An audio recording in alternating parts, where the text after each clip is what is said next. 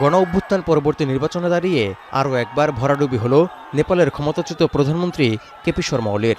তার ঘাঁটি হিসেবে পরিচিত ঝাপা ৫ আসনে বিজয়ের হাসি হাসলেন র্যাপার থেকে রাজনীতিবিদ বনে যাওয়া তরুণ নেতা বালেন্দ্র শাহ।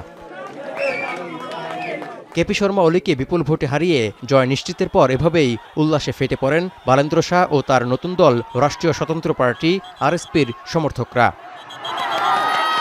এর মধ্য দিয়ে নেপালের নতুন প্রধানমন্ত্রী হওয়ার দৌড়ে আরও এক ধাপ এগিয়ে গেলেন ৩৫ বছর বয়সী তরুণ এই নেতা। এছাড়া চিতওয়ান নির্বাচনী এলাকা ২ থেকে সভাপতি রবি লামিছানে সহ শতাধিক আসনে জয় পেয়েছে আরএসপি।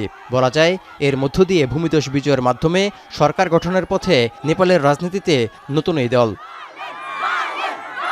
পুরনো রাজনৈতিক দলগুলোর দুর্নীতি এবং সুশাসনের অভাবে নেপাল স্বাধীন জাতি হয়েও পিছিয়ে আছে।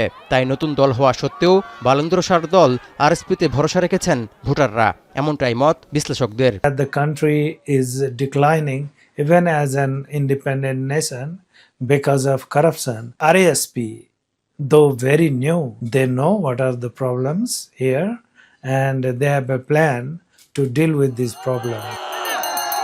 ভোটের লড়াইয়ে মাত্র ১৫টির বেশি আসনে জয় পেয়ে দ্বিতীয় অবস্থানে আছে আরেক তরুণ নেতা গগন থাপার দল নেপালি কংগ্রেস পার্টি। তৃতীয় অবস্থানে ক্ষমতাচ্যুত প্রধানমন্ত্রী কেপি শর্মা ওলির দল CPN UML, Nepali communist party সহ বাকি দলগুলোরও ভরাডুবি অবস্থা।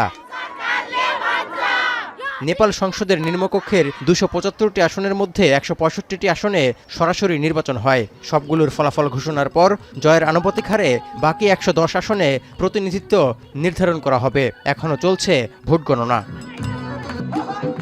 তৌহিদুর রহমান, এখন বিশ্ব।